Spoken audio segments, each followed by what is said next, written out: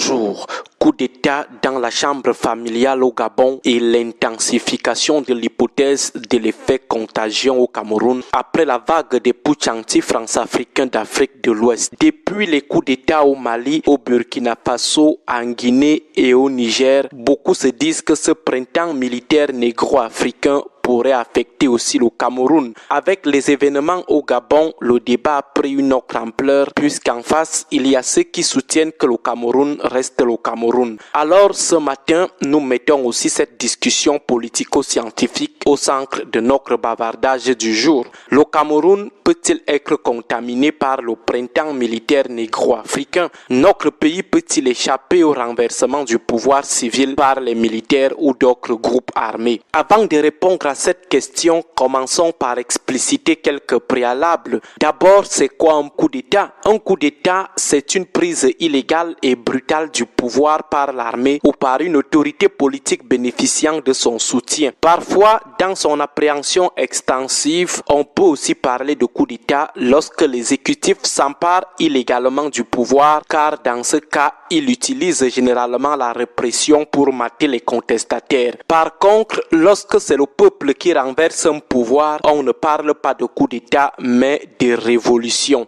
Ceci ayant été précisé, revenons au cas récent de l'Afrique de l'Ouest et celui du Gabon en Afrique centrale. Au Burkina, au Mali, en Guinée, au Niger, s'agit-il des coups d'État ou des révolutions? Il s'agit de tout sauf des révolutions, parce que ce ne sont pas les peuples qui sont derrière ces renversements. Au Gabon, s'agit-il d'un coup d'État ou d'une révolution? Là encore, il s'agit de tout sauf d'une révolution. Donc tous ces cas sont des coups d'État dans leur versant exclusivement militaire. Même si, dans le cas du Gabon, on peut relativiser parce que jusque-là, nous n'avons aucune certitude que la violence et la brutalité ont été mobilisées dans l'éviction d'Ali. Alors nous continuons de penser qu'il s'agit d'un coup d'État dans la chambre familiale. La chambre familiale étant ici la galaxie Bongo avec ses enfants purs et impurs. Maintenant, on peut revenir sur notre question centrale de ce matin.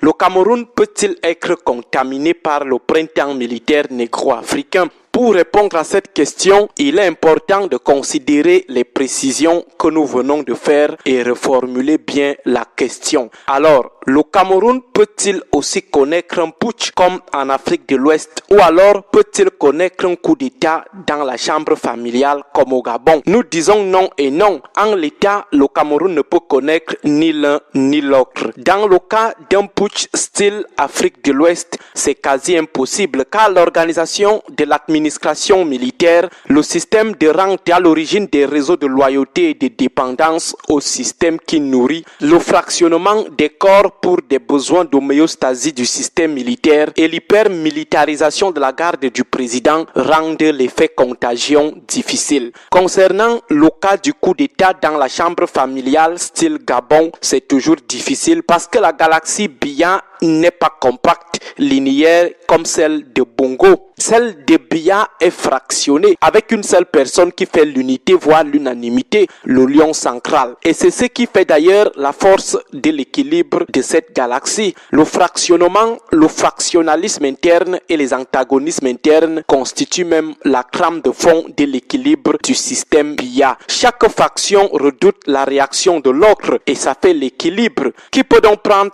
le risque de se mettre à dos l'autre camp ou les autres camps, provoquant de manière unilatérale la rupture ou du moins en faisant le coup d'État à celui qui garantit l'équilibre, qui évite la rupture et qui continue de garantir le système de privilèges indus. Aucune faction. Même au niveau de l'activation de la dynamique par des puissances occidentales. La Russie a-t-elle des assises au Cameroun pour actionner une faction et provoquer le départ du patron de l'ogre? Pas vraiment. Concernant la France, certes, elle a une emprise politique sur le pouvoir de Yaoundé, mais elle ne dispose pas d'une base arrière militaire pour provoquer quelque chose, surtout quelque chose qu'elle peut maîtriser si ça dégénère. Comme au Gabon, c'était maîtrisable. Peut-elle prendre ce genre de risque? Non. Mieux le statu quo et à la limite procéder aux arrangements pour un gré à gré. Donc, de notre point de vue, en l'état, aucun putsch, aucun coup d'état dans la chambre familiale n'est possible sous Biya. Par contre, une révolution à travers une révolte populaire du style printemps arabe pourrait arriver. Elle pourrait d'ailleurs provoquer la rupture. C'est possible.